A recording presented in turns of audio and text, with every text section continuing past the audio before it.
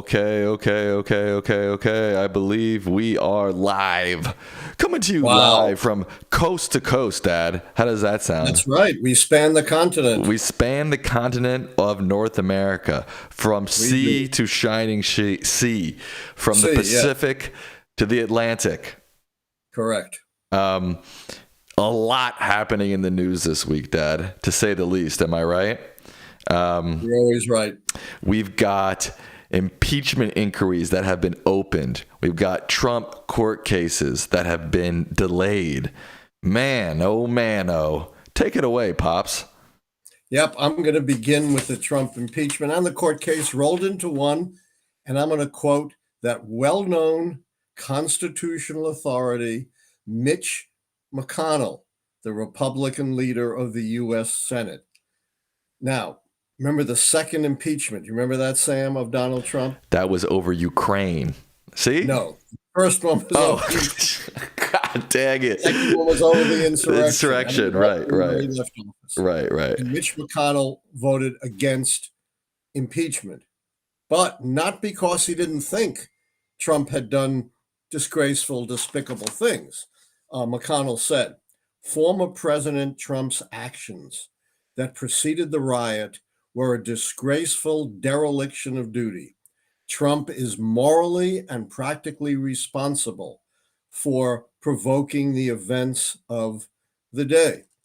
He added, impeachment was never meant to be the final form for American justice. We have a criminal justice system in this country. We have civil litigation. And get this, Sam. Okay. He concluded by saying, and former presidents are not immune to being held accountable by either one. This goes to the heart of both the recent Republican calling to vote along strictly party lines, with every Republican voting for it, every Democrat voting against it, to open up an impeachment inquiry into President Biden. As McConnell made clear, the impeachment of Trump related to a very specific disgraceful dereliction of duty that certainly rose to the level of high crimes and misdemeanors because it was an attempt to overthrow the election. Compare that to what the Republicans have on Joe Biden. What do they have on Joe Biden, Sam? You tell me, man. I can't. Here's what I would tell you. Nothing. Not a single act that comes close to rising to the level of high crimes and misdemeanors and that needs investigation. They just voted to open an impeachment investigation, but Republicans have been looking into Joe Biden for years, yearning to pin something on him, including Bill Barr, Donald Trump's loyal attorney general, tried, and they could find absolutely nothing. The fact that Hunter Biden, who's had a very rough life suffering from addiction, may or may not have committed crimes, has nothing to do with Joe Biden any more than, you don't remember, you ever hear of Billy Carter? Yes, you've mentioned him about 7,000 times on this show. Jimmy's nasty brother. Right. And nothing that Billy did meant that Jimmy Carter wasn't a totally moral person. You're in Los Angeles, right? California, to be correct. Yeah. All right. Close. Did you ever hear of the great writer Gertrude Stein? No. She's famous for saying, as far as Los Angeles is concerned, there is no there. Okay. And on this impeachment inquiry, there is no there. Okay. We've heard you say that before, but here's my thing. Why would the Republicans do this if they didn't have some reason behind it? Because if they there's reason. Okay, let me finish. But sure, finish. I imagine their reason is to tarnish Joe Biden, try to hurt him for 2024. But I think that's a narrow-sighted goal because it could very easily backfire on them if this turns into a big nothing burger, correct? Correct. It goes a little deeper than that. Yes, okay. They want Biden to have to deal with this during the election year.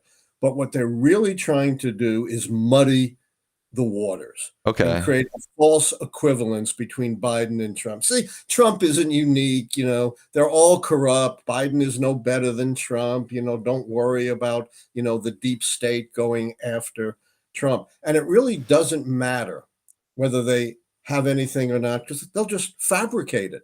They'll just make it up, just like Trump made up and has persisted for years in the big lie that the election was stolen from him. But if they go through all this and don't actually impeach him, which a lot of Republicans say is not a ultimate goal or a foreseeable outcome necessarily, doesn't that hurt them tremendously? Because people will say, you did all of this and it came to nothing. Even if they're just trying to muddy the waters, at the end of the day, all people will remember is they opened this, they didn't impeach him, end of story.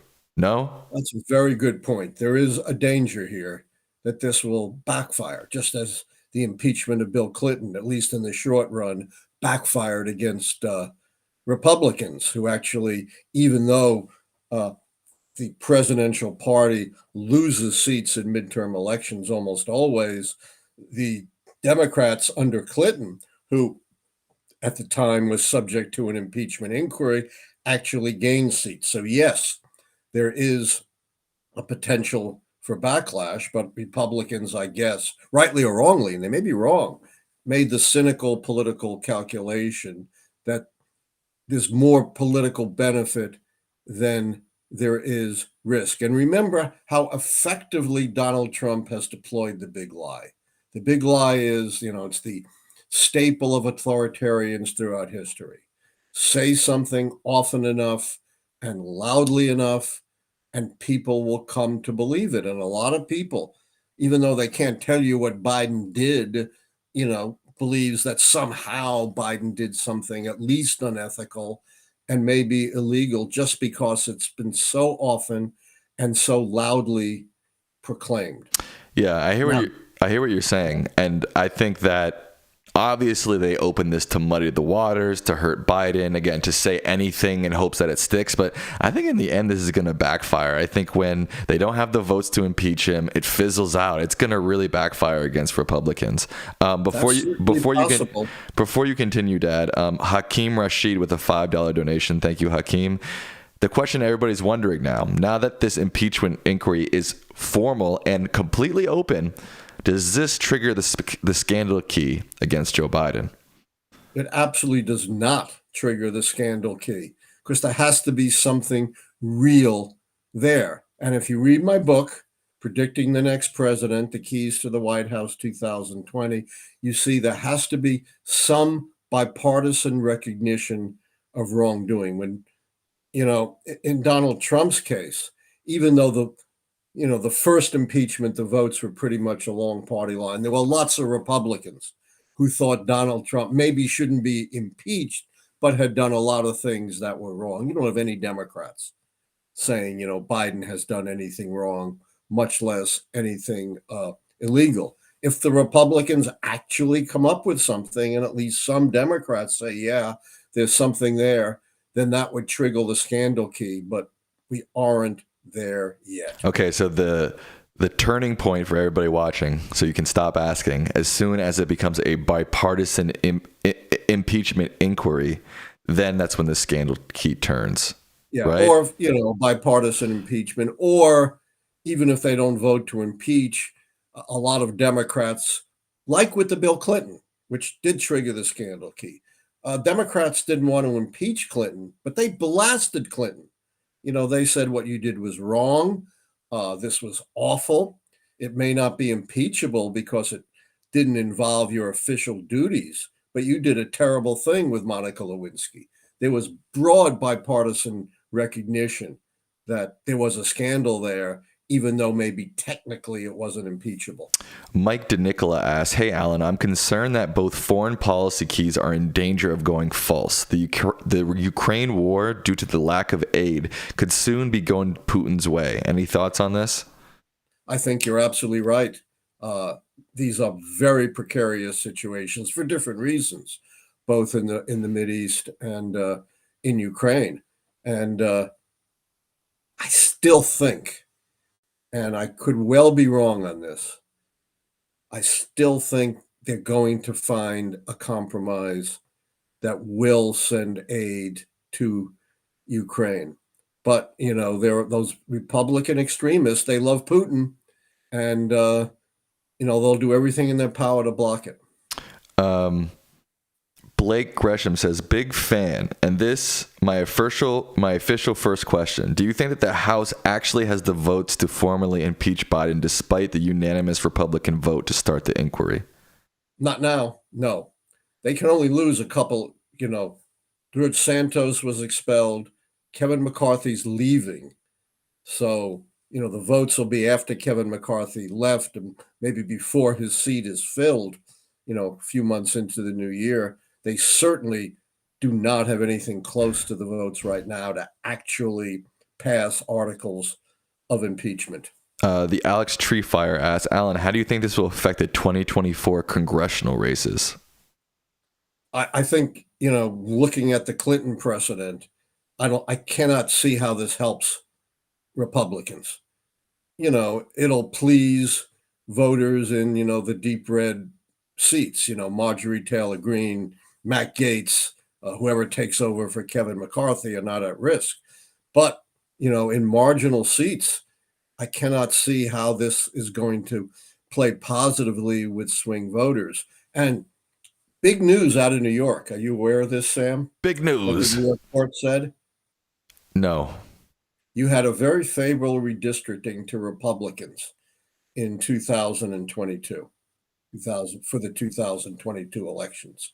Supreme Court, it's actually called the Court of Appeals, but it's their highest court, ruled 4-3 that the Democrats can redraw all of the congressional districts. And, I'm not an expert on, the intimate details of congressional districts, but the Cook Political Report is, and they think this could net Democrats maybe 4 additional seats in the 2024 congressional elections. And certainly what happened in this impeachment inquiry is not going to help in marginal New York state districts. Linda Fusco says, I'm really worried about AI. They are getting so smart. What do you think about that? Sam is probably. Yeah, maybe I'm the right one to answer that, actually. Than I am, except I'm an old codger and I'm scared stiff.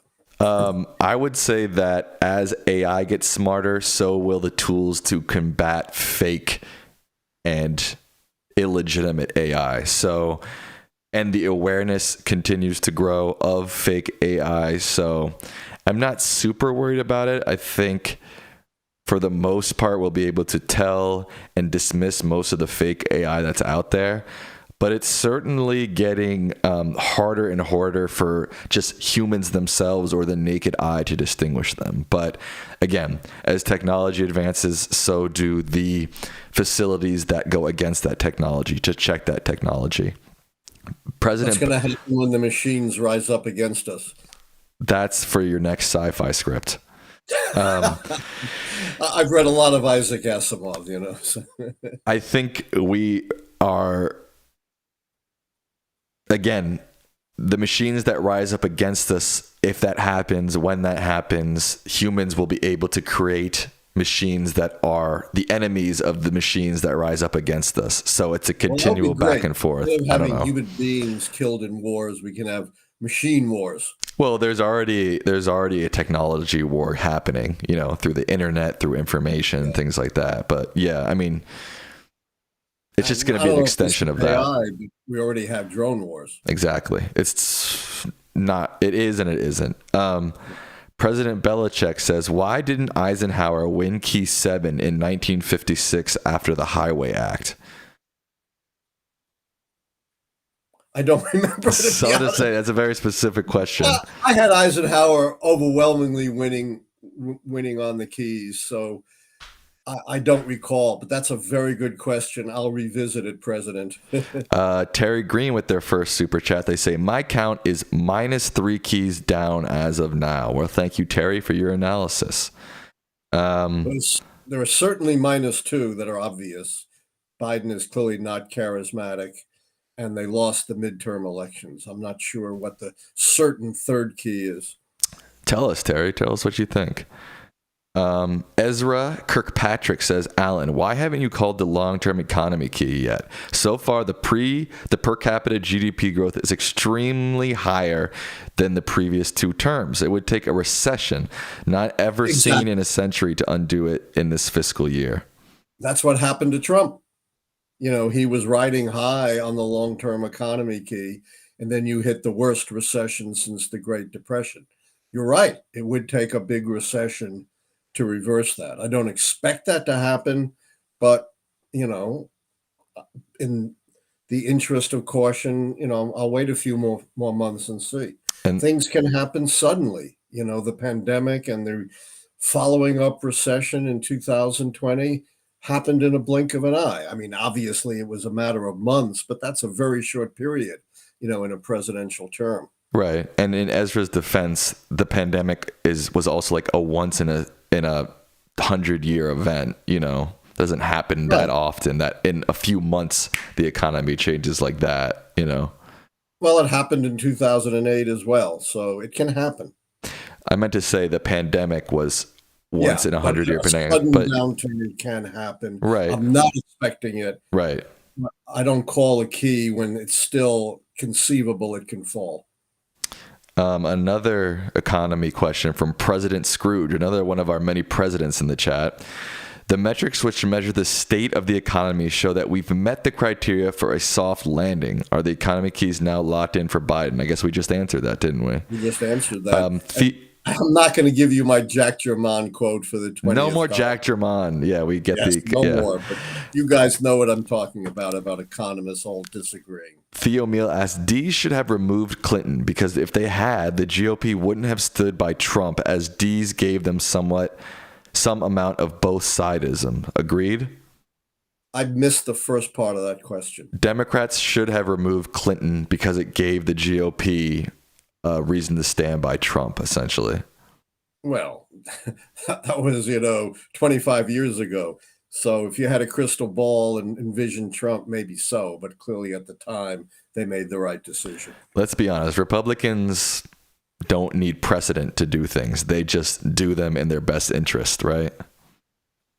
Absolutely right. Look about holding up Merrick Garland and not giving him even a hearing, even though he was nominated many, many months before the election. There was no precedent for that, but they went ahead and did it anyway. Why was NAFTA not a major policy change for Clinton in 92 to 96 elections when he turned Democrats from being historically pro-union to pro-free trade? I didn't consider that a major policy change over the policies of the previous administration. It may have been an internal change within the Democratic Party, but that's not what you look at in the key. I'm about to say, these are very sharp questions, going back to 92 and 56 is quite extraordinary. Ian Adel says, I've got a great question. Well, he's very confident in his question, isn't he? They say, do you think that the Speaker of the House will withhold all bills off the floor and block committee assignments and embrace the Hastert rule about these issues? I put nothing past Speaker Johnson. He's soft-spoken. He's not belligerent and loud like Trump, but in some ways he's more extreme because he's a true believer. Trump's purely transactional. He'll do whatever he thinks is best for Trump, which is why he backed off a bit on the abortion issue. Speaker Johnson, Mike Johnson, is a true believer. He believes he has a mission from God to impose upon the country his own distorted view of traditional Christianity, and he'll do whatever it takes to achieve that. Kana Qatar asks, was the USS Cole too late to be a military failure in 2000, or was that very minor? I think it was too minor to be this huge, splashy military failure. Not that it was minor in terms of, the individuals involved, but in terms of the big picture of U.S. foreign policy. Sean P. wants to know, put the following Dem U.S. Senate races in order from most likely to least likely to flip red in 2024. Arizona, Ohio, Montana, Nevada, Wisconsin. Arizona, Ohio, I Montana, got 'em. Nevada. I I'm don't just think any of them repeating. flip. I'm just repeating, man. I don't think any of them are going to flip. None of them are going to flip. Okay. None of them. I mean, that's way against, the punditry. But here's the thing. I'm not going to repeat my attack on the polls, right? They've all heard it 100 times. Right. But I will say, you got the polls on the one hand, and you got actual votes. And every time the people have actually voted, who have they voted for, Sam? Like in this year? The Democrats. Who are the winners? Democrats everywhere. Even in Virginia, where, the great star Youngkin, the rising light of the Republican Party, got pasted in the House and Senate elections. West Virginia, the incumbent Democrat won a win in the abortion referendum in Ohio. So I think when people actually go to the polls, they're going to return these Democrats. Do you have an opinion on whether the Supreme Court will actually take up Trump's immunity appeal? If so, do you predict, like I do, that the court won't rule in Trump's favor? I agree with you. I think they'll probably, again, who knows what courts do. And, looking into a crystal ball on the courts is a way to eat ground glass. I don't have a system for predicting the courts. I do think they'll take it, and I think you're right. There's just no basis for presidential immunity, as even Mitch McConnell, you couldn't get a more partisan Republican than Mitch McConnell, has quite openly said. If you grant presidents blanket immunity for any crime they commit, a president could sell all our secrets to the Chinese and Russians.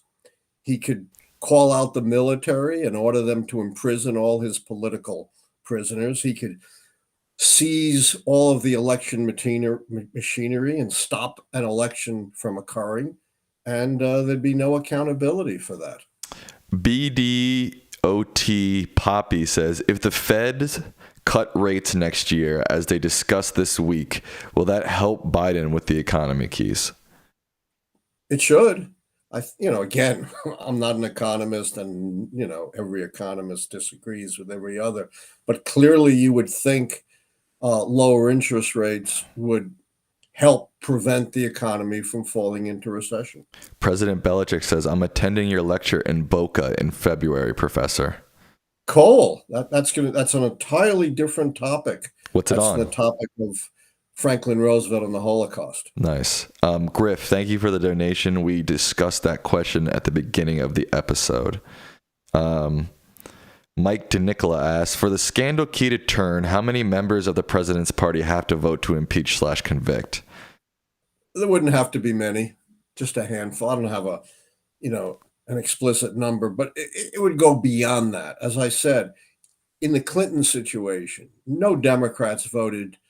I don't think, maybe one or two voted to impeach. None voted to convict, but there was still widespread recognition on the part of Democrats, some of whom even called for him to resign, even though they didn't believe he should be impeached, that Clinton had done something terribly wrong and had created a scandal. Dongbing Pan with a $10 donation. Thank you so much. We need these. Yes, we do, sir. Thanks for adding that, Dad. I used to say we're operating on a shoestring. I think we're actually operating on a thread. Why did you say that? Is that funnier? Or you're just... Financially. Okay. Ed Mark says, how would the Republican embrace of authoritarianism affect the future of American politics? It's very scary. Donald Trump has said he refused to disavow the fact that he's going to be a dictator. Hannity, gave him the softest of softball questions, and Trump's still with them. But he did say, right, Sam, he'll be a dictator when? I don't remember. Day one, right? Oh. How many dictators who've been a dictator on day one then gave up power and weren't a dictator forever? The answer to that is zero. Every single dictator on day one stayed as a dictator.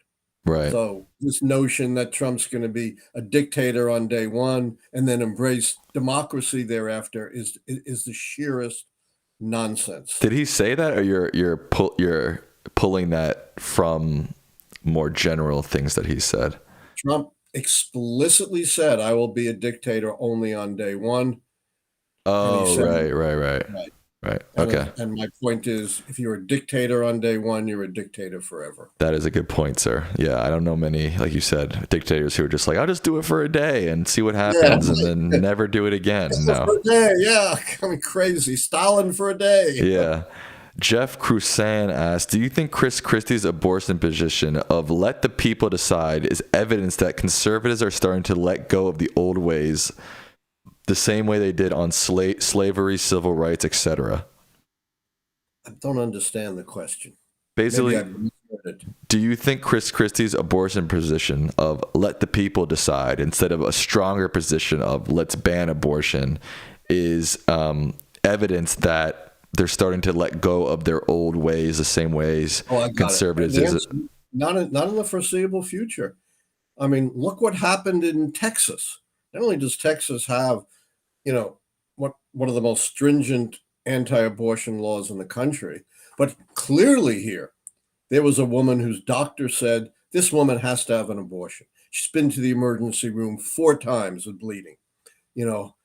Maybe, she's not going to die from this, but this poses extreme risk to her health. It will likely prevent her from having future children, and she desperately needs an abortion. And what happens? The attorney general jumps in, plays doctor and says, I'm going to prosecute the doctor and maybe the woman. And then the Republicans on the Supreme Court, every Supreme Court justice in Texas is a Republican, denies that even in this dire situation, this woman should have an abortion. So come on, there's no indication Republicans anytime in the near future are backing off an extreme anti-abortion position.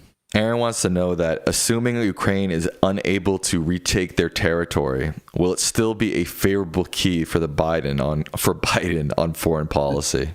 It's hard to say. As you know, if you've listened to any of my broadcasts, I don't like to speculate. It could be neither. It could be a stalemate, and it's neither a big failure nor a big success. Thank you, Ezra, for the $5 donation. We agree. Let's see here. If a president leaves office before the end of his term, how long would the VP have to be president to get the incumbency key? That's kind of an interesting question. That's a really interesting question, one that I've never addressed, but I will say I gave the incumbency key to Gerald Ford, even though Gerald Ford was an doubly accidental president. He was a member of Congress who Nixon appointed as his vice president, and then when Nixon resigned, he became president. And he still got the incumbency key. Lyndon Johnson still got the incumbency key in 1964. So there's no Procrustean, standard. Basically, if you're the president, you win the incumbency key, which raises the fascinating question. What would happen if Joe Biden says, I've had a bad health setback. I've got to resign the presidency. And Kamala Harris becomes president. Kamala. Her name is Kamala. Kamala. What did I say? You said Kamala. You said Kamala. Forgive my New York accent. It's comma as in a comma in a sentence and then la. NF says... Respect your elders. Yes, sir. That's better. NF says, Trump was joking when he said the dictator stuff. People don't get Trump at all. Trump doesn't joke. Trump's not a comedian. You got to take Trump seriously. When he said on election night, I've already won, the vote's got to stop. He wasn't joking. He's pursued that for the next 3 years plus. Trump doesn't joke. And if you take Trump as a joke, then you are risking some pretty dire consequences for the country. Brian Craig wants to know, have you ever seen the show Designated Survivor? No. know, but I of course know what the designated survivor is, but I've never seen the show. Right. They want to know how accurate is it to real life. But You seen it, Sam? I've never seen it, no. I've never seen it. I don't watch television. Yes, you do. Well, the news and sports. There you go. That's the news makes me cry. That's television, right? Yeah. HV Bart says, "Hi, Professor. Let's wind the clocks back several months prior to any of the GOP candidates dropping out. Who would have least despised being? Who would you have least despised being in the White House?" Sorry that took me so long. Chris Christie. Although I don't like him, I least despise him. I don't know, man. He was corrupt. Yeah. Maybe Asa Hutchinson, although, he's a little obscure for me. Yeah, but that's why I don't like Chris Christie, because, the Bridgegate scandal. Right, that's what I'm saying. I'm saying I would have picked somebody else. I'd pick him over Ron DeSantis or Nikki Haley or Vivek Ramaswamy or Mike Pence. And, I don't even remember who some of the other also-rans were. Armando Hoopspin asks, "Why do you believe the abortion issue has resonated more with voters in elections than the economy and inflation? I thought elections were all about the economy." Elections are definitely not all about the economy, or I'd have a 2-key, not a 13-key system. Voters broadly judge the party holding the White House, in part because of the economy, but also on scandals, social unrest, policy change, foreign policy,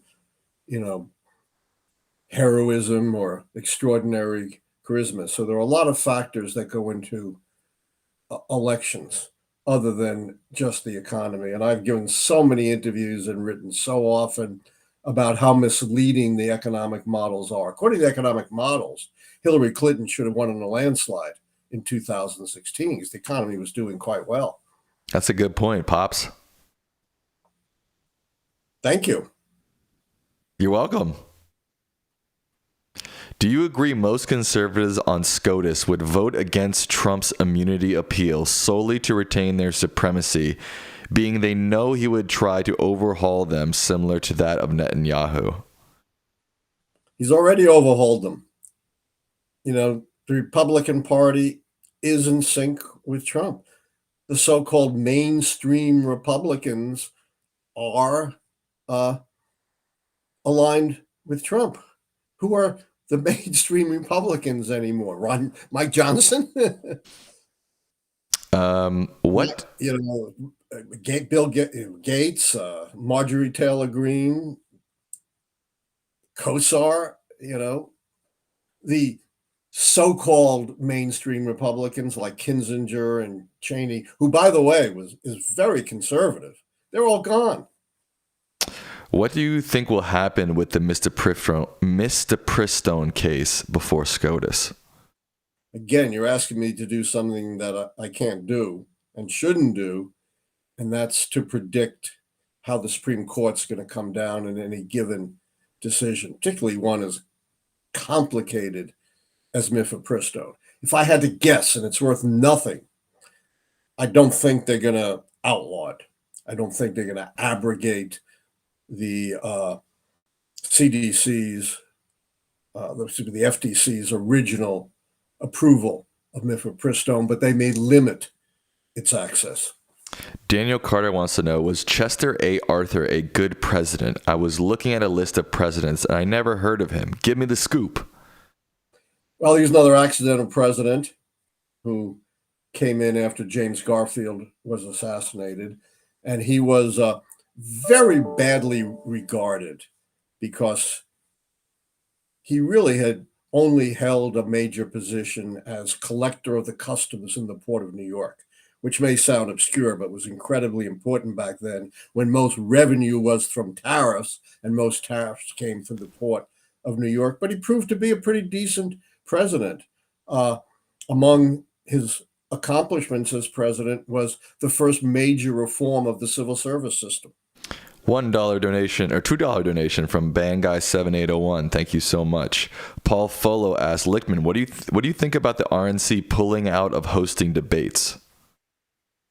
Pulling out of what? Hosting debates. I'm not surprised. Uh, the RNC is in the pocket of Donald Trump, and Donald Trump doesn't want them putting their official imprimatur on debates. But you have something really interesting going on in the Republican Party. And what's that? Tell me now. The chairman of the Republican Party in Florida. Have you heard about this? Yes, he like was in a threesome or something. Yes. Yeah. And he's involved in this big sex. And so is his wife, Right. who is the founder of Moms for Liberty, the group that's behind the so-called Don't Say Gay law in Florida to uphold traditional morality. This happens so many times among these, family value Republicans. I can't tell you how many of them have been found, including Trump, of course, to be caught in their own sex scandals. I also find it fascinating that this guy Ziegler has not been found guilty of anything civilly or criminally, and Republicans are tearing their hair over it. And Trump was found guilty civilly of sexually assaulting, hurting, and defaming a woman, found that he did it civilly, and no Republican seems to care. Patrick Murray wants to know, what are your thoughts? Here's a hot button issue. What are your thoughts on the congressional anti-Semitism hearing? Should the president of Harvard step down? I did not hear the whole hearing about from the president of Harvard, so I can't say whether she should step down or not. But from the parts I heard, she was awful. Yeah. Awful. What could be an easier question than condemning genocide? There's no context to that. Right. It's a flat out condemnation. And this is the president. This isn't some obscure academic they dragged out of the closet.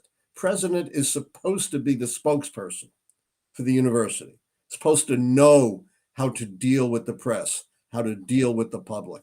And not only was her response despicable, it was a clear dereliction of duty. Now, does that rise to the point where she should step down? Depends on, the rest of her record, which I have no idea about. Yeah, I think overall, all those presidents just seemed, they did about as bad as they possibly could. They answered all like lawyers instead of like, academic leaders. They talked around questions. They didn't sound down to earth at all. They sounded like these elite, Ivy Leaguers. It was just really bad on a lot of levels. It's like right into the hands of the right-wing extremists who've been accusing, us and academics exactly of what these, feckless presidents did in those hearings. As someone who's been, doing media stuff for 50 years, and I'm just an academic, I don't have any administrative position. I was just shocked, at how badly they handled that, playing right into their hands. And, of course, Elise Stefanik and the Republicans hardly have clean hands. Oh, of course not. Right, right. They're steeped in it. How many times have they attacked George Soros? He is their chief villain. Anything that goes wrong in America, it's George Soros, the Jewish Holocaust survivors' fault. Yeah, I mean, there's no doubt that there's a ton of anti-Semitism in the Republican Party that they constantly ignore. But that doesn't mean that the presidents didn't do terribly. No, right. Absolutely not. I'm just saying, the Republicans hardly have clean hands and, have the moral high ground when it comes to this. But that does not excuse the abysmal performance of those presidents. I'm a Harvard alum, and I was appalled. Alex Shim asks, Allan, in your 2020 13 Keys to the White House book, why aren't the 13 keys for the 2016? Yeah, I don't know what happened with that. It was a publisher glitch, and I can't explain it. It'll be in the next edition. Obama charisma key, true in 08, false in 12. Why? Here's the answer. And, I direct you to my book always. I'll direct you to another book, my favorite book on the presidency. It's decades old, written by George Reedy, who was Lyndon Johnson's press secretary. It's called The Twilight of the Presidency. And he describes what happens to incumbent presidents. You get caught in the bubble created by the handlers, the pollsters, and the hucksters who always drag you down to the lowest common denominator. That happened with Lyndon Johnson and it happened with Barack Obama. He lost that spark. He lost that spontaneity. He got caught in the presidential bubble. President Belichick asks a strange hypothetical, but I'll throw it to you. They say, how could Biden win the policy change key if serving a second term? Sorry for the hypothetical. Anything's possible. It's much harder. Right. But Franklin Roosevelt did it. Right.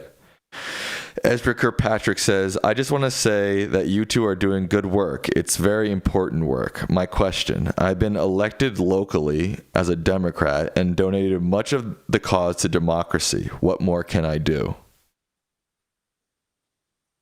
Doing what you're doing, organize. I would say that's a lot. I mean, running for office and getting yourself out there. Yeah. What you're doing. There are essentially, several things you can do. What you've already done, run for office, make contributions, and politically organize. Those are the ways of having a ripple effect of your influence. Tim wants to know, do you think Trump will use all these polls showing how far ahead he is as evidence that Democrats cheated if he loses in a close election? Of course. He'll use anything. He'll use anything he can. And by the way, there are no polls showing Trump way ahead. What do you mean? There are some polls showing him marginally ahead, and there are some polls showing Biden marginally ahead. I think the 538 average of polls, which I'm not endorsing, but just to say it, has them almost in a dead heat and certainly within the margin of error. Oh, and that's a good question, but we've talked about Key 10 and we've talked about Israel-Hamas war and the Afghanistan stuff. So check out our earlier episodes, and Ukraine. Let's see here.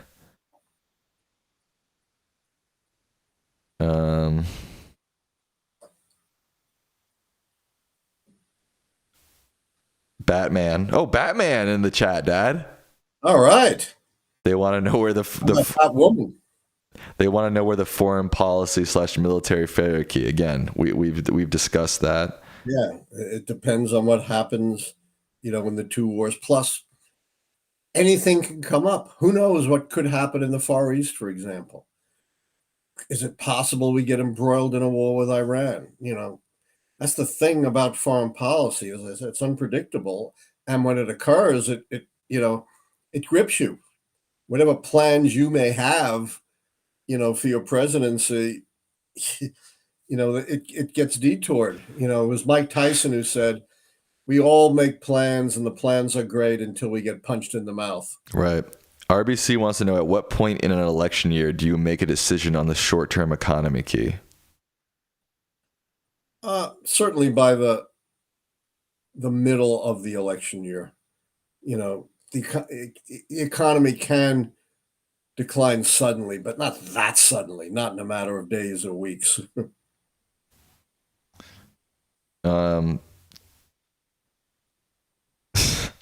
Do you vote for your political party or your predicted winner for fun? I never vote according to my predictions. I always make clear these are predictions, not endorsements. And I think I've said many times on this show, the hardest thing and the most important thing in being a predictor is to keeping out your personal preferences. If you let those leak in, you're worthless as a predictor, and no one should listen to you. Ross Goldberg asks, I know you said that Biden has achieved the most domestic policy changes that any president since the 1960s. But did he achieve the greatest legislative change since the 1960s? Probably, because everything he did was contrary to everything that Trump did. So probably so. Do you still think Trump will get convicted and go to jail before the 2024 election? Look, again, this is just my gut. I don't have a system for this, and I don't know if he's going to go to jail because, they're getting delayed enough, so there'll be appeals that'll probably go past the election, but I still believe he'll be convicted. with unpredictable effects on the election. All right.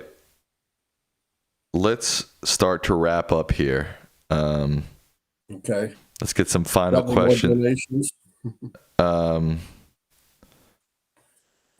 No, we're no more donations. But I'll take any questions you got as long as they're good. Oh yeah, we answer all questions. You don't have to make a donation to get a question in. In fact, almost all the questions that you've given me tonight were not from donors, right? Well, no, I mean I've done donors and non-donors. Yeah, we answer from both. So if you have a question, we're wrapping up. We'll take a couple more questions. What soda do you usually What do you usually drink, Dad? Diet, Pepsi, Coke, and Dr. Pepper. There you all go. Diet. Andrew Jones has asked one right here. There you go. Andrew Jones has asked this question a lot. I don't really get it, but I'll ask it because he's asked it a lot. Is Biden's in-party support inflated? Could he fall short of the 2/3 convention vote? I don't see it. In fact, if anything, I think his support is understated because, early on, it's easy to say, oh, we don't like Biden. We'd like someone better. But when push comes to shove, Democratic primary voters are going to back Biden. How did you calculate the percentages for the prediction rate, win rate, and loss rate in your book? You have to read the book. I can't. It's a little complicated. Right. In the waning moments, I'm not going to try to explain all that, but it's clearly explained in the book. And, it takes quite a few pages to go through it all. This is an ironic question coming from Batman because they're asking about the social unrest key. And Batman fights social unrest, right? To some extent. To some extent. No. Or causes it. Depending or causes it. Yeah, right. But no, there's no social unrest key right now. We've talked about that before. That's right. Janet Persnev says, thank you for all your insights, Professor. It has helped me to drown out the noise about some tough issues by your clear thinking on them. Wow, thank you. You ever seen the musical 1776, Dad? I don't think so. I saw Hamilton, which I liked a lot. Yeah, I liked Hamilton a lot too. All right, I think with that, oh wait, we have, what's your favorite restaurant in DC, Dad? Rasika. That's a pretty good one. Yeah. I used to work near it. It was terrific. H Fan says, Alan, I recently started viewing your coverage of politics. You're great at it. Way more neutral than mainstream media. We try to provide something on this show that you'll never get from traditional pundits, the mainstream media, Fox, MS, CNN, none of that. We try to provide, my unique perspective from my keys, my knowledge for studying this for 60 years, and, go in depth. Who else would talk about, John Quincy Adams and James Buchanan and Chester A. Arthur and, what Dwight Eisenhower and Harry Truman did. And all this is important, but you're not going to get that anywhere else. Banguy7801 says, has any president running for re-election ever had the foreign policy success key and had the failure key too? George Bush, HW, had the success key and still lost. I don't recall if he also had the failure key, but Harry Truman had the success and failure key. What's your favorite video game, Dad? There's only one video game worth it. Doom. Doom. The original. The OG. I think it's the last one I played. Yeah, but they still make new Dooms. Well, I think I'm past being able to do video games. No, you could do it. You think they're for old people? I think old people can play video games. Why not? Why not? I guess. Would you ever meet? Is that how I should be spending my time? Would you ever meet Trump, Dad?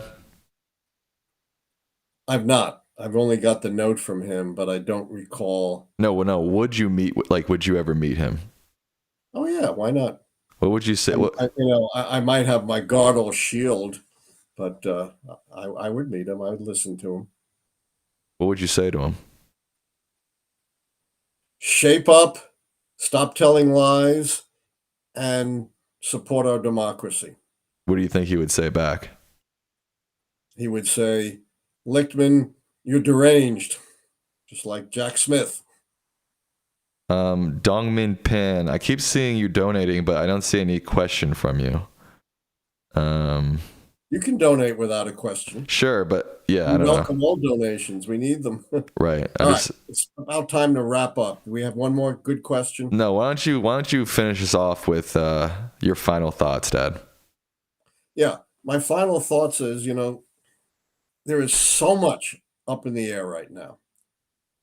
We don't know whether the Supreme Court is going to thwart all of the Trump prosecutions by saying a former president is totally immune from prosecution. I don't think that's going to happen, but that's possible. If that doesn't happen and the Supreme Court says you're not immune, then I do think Trump will go to trial before the election. And I'm confident whatever trial he goes to, he'll be convicted. And by the way, I don't know if that ruling would apply to the state cases. That would require clarification. But I doubt if it would apply to the hush money case in New York. So there's still so much, to be determined. And, my heart goes out to all of the victims of war, wherever war may be. The older I get, the more I see death and destruction, the more I come to realize you don't solve problems with wars, and that the ultimate victims of war are almost inevitably civilians. 38 million civilians died in supposedly the good war, World War II. That is true. You know the song, right? War, what is it good for? Right. No, you're supposed to finish the lyrics. Oh, no, you don't want me singing. Absolutely nothing. That's the lyrics. That's You don't know that song? What's that? You don't know that song? I probably do, but I'm tone deaf, All right, well. All right, well, we would like to say Merry Christmas to everybody. Happy Hanukkah to everybody. We're in the midst of the holiday season. I want to give a couple shout outs to people still around. Kevin Caldwell, Alex Shim, Vaylander, the Alex Treefire, Ezra Kirkpatrick, Will Strumeyer. Everybody out there, we will see you next week. Barry Smith. Oh, now people are saying hello. HV Bart 9 is p.m. here. again, our new regular time. President Belichick, RBC, 9 p.m. Eastern. We love you too. Mike Nicola says, have a great night, guys. Thanks for the stream. Thanks for watching. Daniel Carter is here. From Karen Strickler, the head of Vote Climate US PAC. And Karen Strickler, who has put out the world's only climate change voters guide, you should check it out, has said, ask people to like and subscribe. Yes, if you're still tuned in, throw us a like on this video. Subscribe if you're not subscribed. Share the video with your friends. We want more people. We want more engagement. We want to grow this channel so we can keep bringing this show to you. Merry Festivus, Dad, from Cooper Shelby. Very nice. You remember Festivus? I do. Seinfeld? From Seinfeld, yes. And with that,